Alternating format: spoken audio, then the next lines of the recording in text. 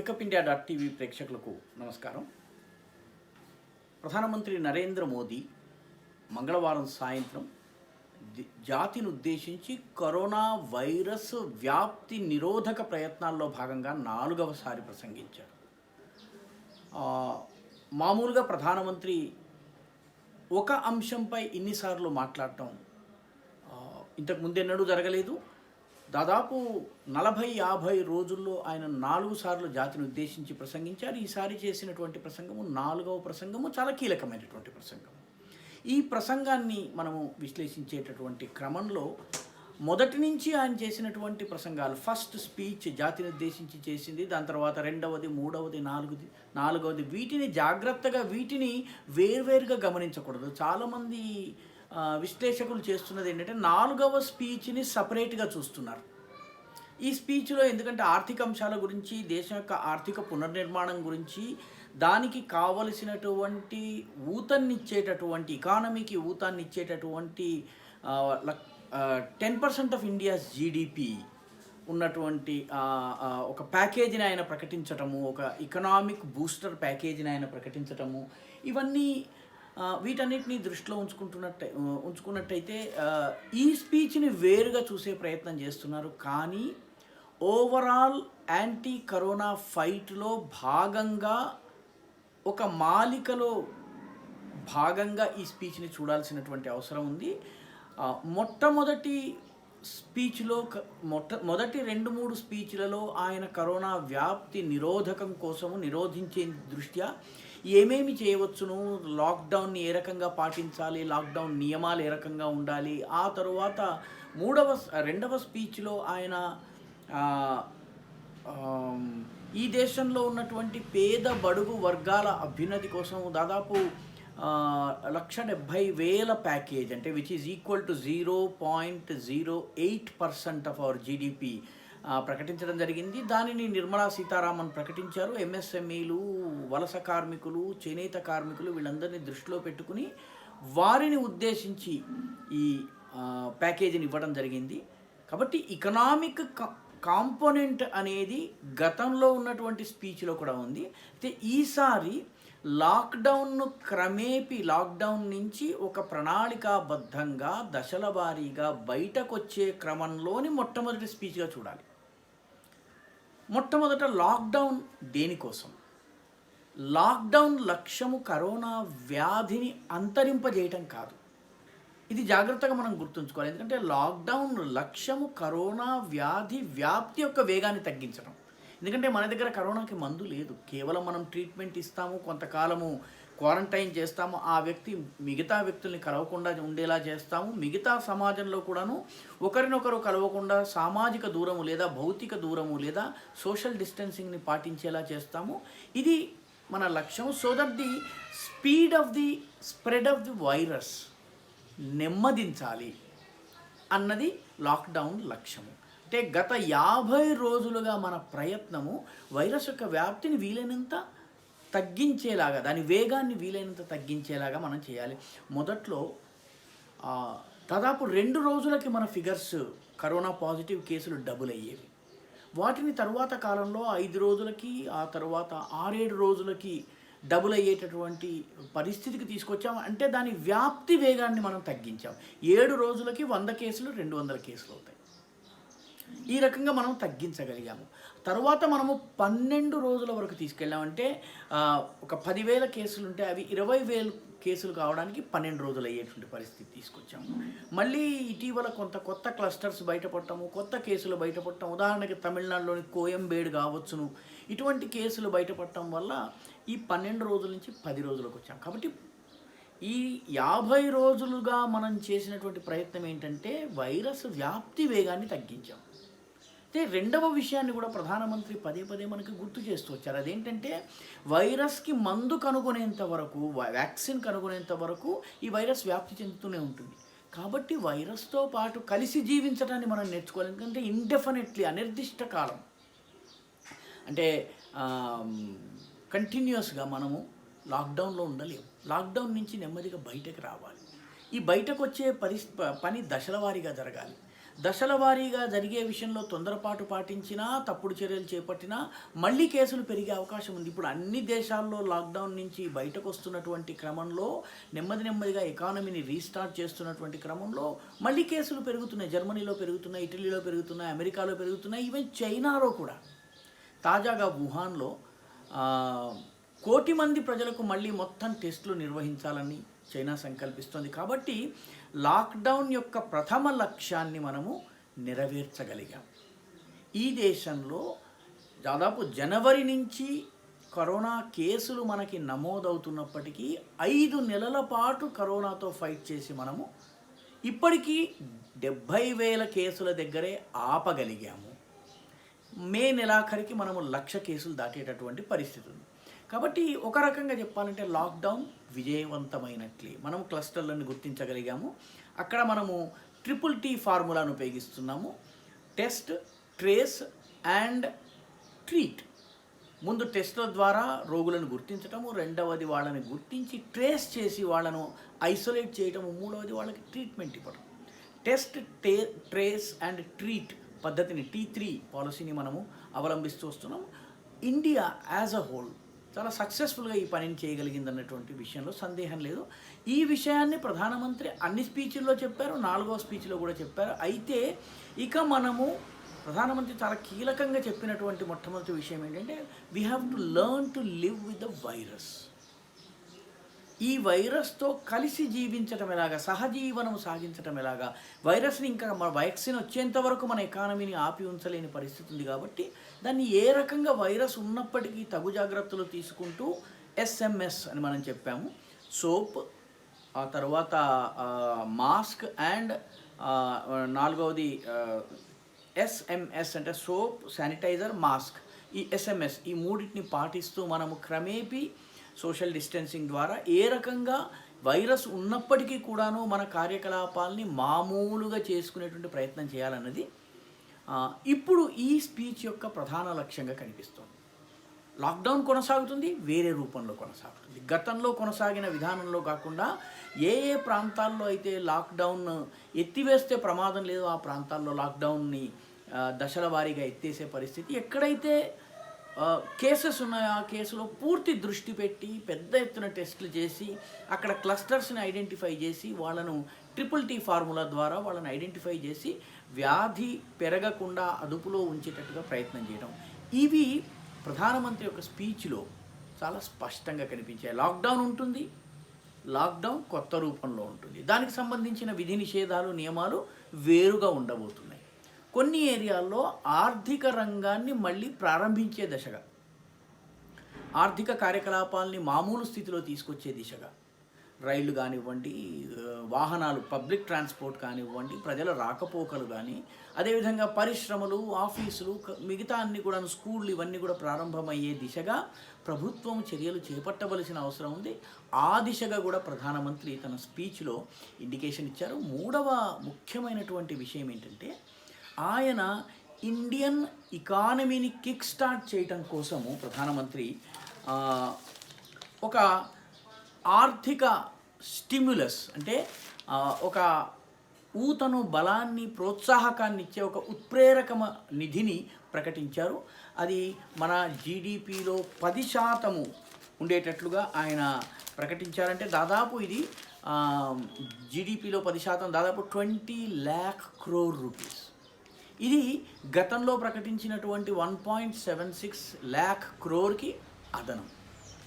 కాబట్టి దీనితోటి వలస కార్మికులు, ఈ తోపుడు బండ్లు, ఇటువంటి చిన్న చిన్న వ్యాపారాలు చేసేవాళ్ళు, చిన్న తరహా పరిశ్రమలు, MSMEs ఏవైతే ఉన్నాయో, మధ్య తరహా పరిశ్రమలు, ఆ తరువాత పరిశ్రమల రంగానికి, బ్యాంకింగ్ రంగానికి, సర్వసాధారణ ప్రజానీకానికి, చేపలు పట్టేవాళ్ళు, చేనేత కార్మికులు, ఇటువంటి వాళ్ళందరికీ కూడాను ఊతమిచ్చే దిశగా ప్రభుత్వము ఈ 20 లక్షల కోట్ల ప్యాకేజీని ప్రకటించింది.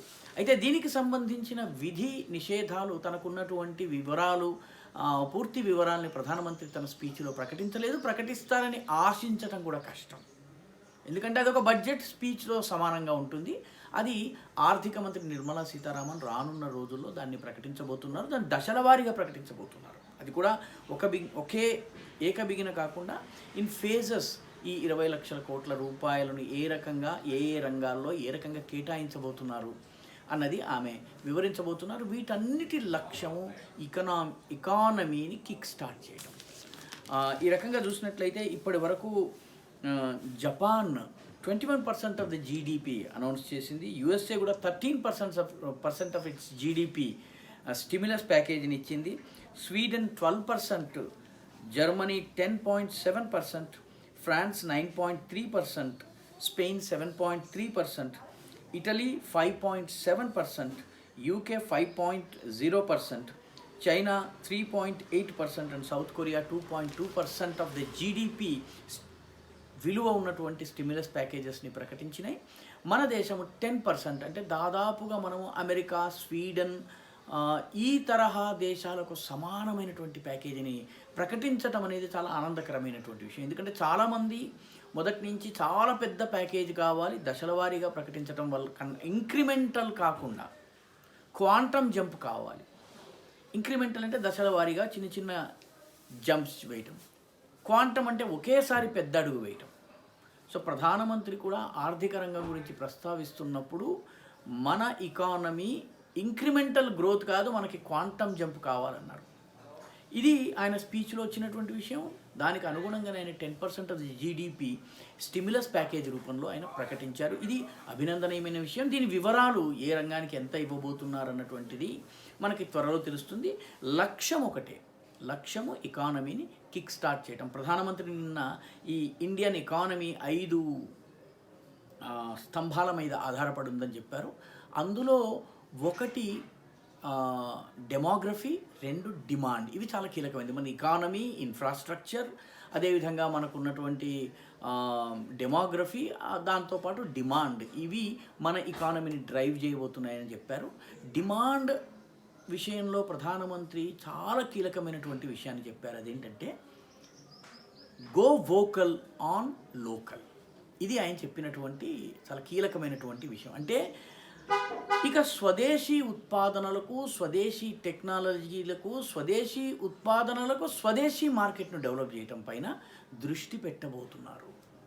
గత ఈ 50 రోజులుగా వివిధ ఆర్థిక రంగ నిపుణులతోటి, ఎకానమీకి సంబంధించినటువంటి దిగ్గజాలతోటి ప్రధానమంత్రి, ఆర్థిక మంత్రి, మనకు వాణిజ్య మంత్రి వివిధ దశల్లో జూమ్ ద్వారా కానీ, మిగతా మాధ్యమాల ద్వారా, మిగతా సోషల్ మీడియా యాప్ల ద్వారా చేసినటువంటి సంభాషణల ఫలితంగా ఈ ప్యాకేజీని డెవలప్ చేయడం జరిగిందన్నది చాలా స్పష్టంగా మనం అర్థం చేసుకోవచ్చు.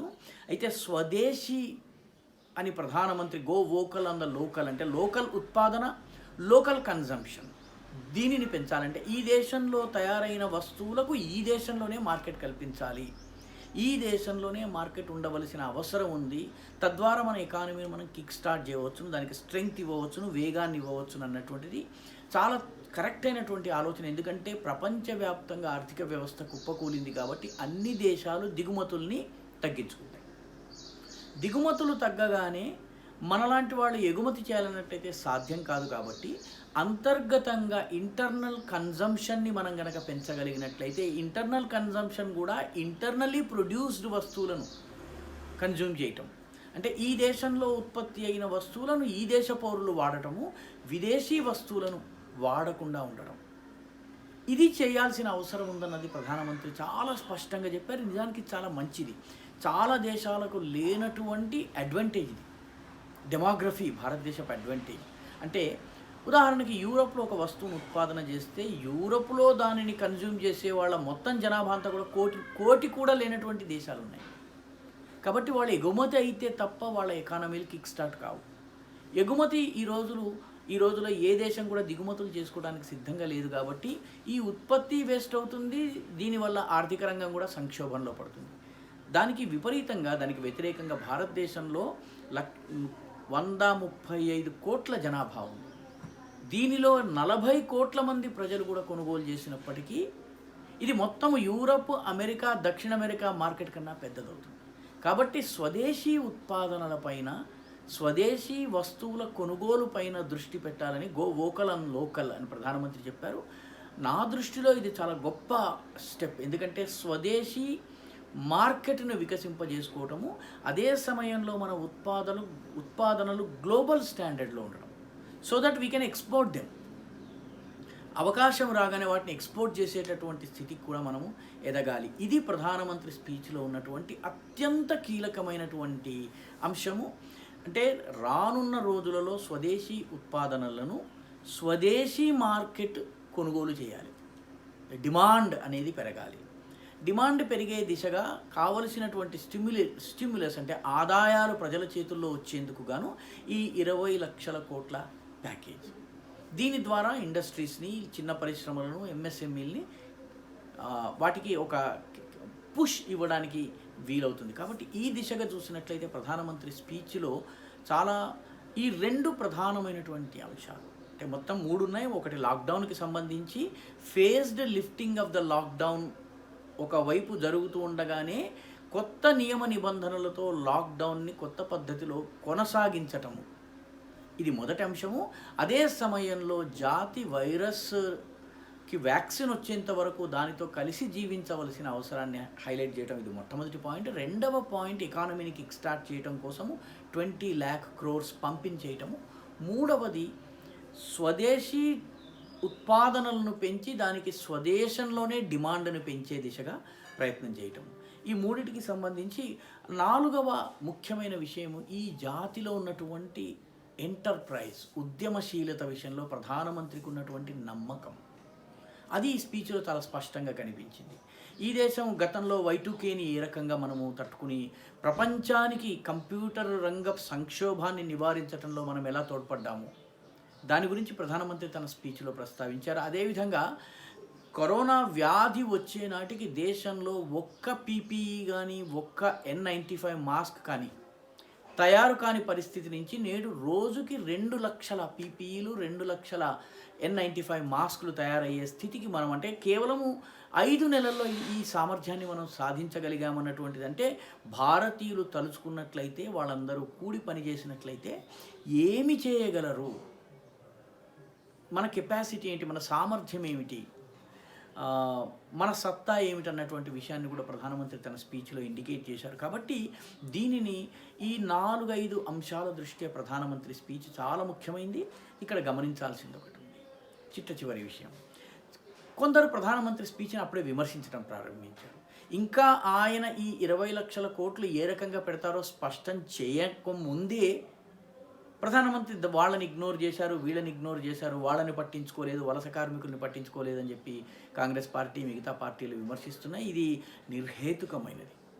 ప్రధానమంత్రి చెప్పిన విధంగా ఆర్థిక మంత్రి వివరాలను ప్రకటించిన తర్వాత దానిపై చర్చ జరిగితే బాగుంటుంది. రెండవది, ఒక ప్రయత్నపూర్వకంగా ఈ దేశంలో ప్రధానమంత్రిని, ప్రభుత్వాన్ని అటాక్ చేసే ప్రయత్నం జరుగుతోంది. నేను ప్రధానమంత్రి స్పీచ్ని కొన్ని యూట్యూబ్ అకౌంట్స్ నేను స్టడీ చేసి చూస్తే నాకు కనిపించినటువంటి తమాషా విషయం ఏంటంటే, ఆయన చెబుతున్న అంశాల మీద కాకుండా కొందరు విమర్శలు చేస్తున్నారు.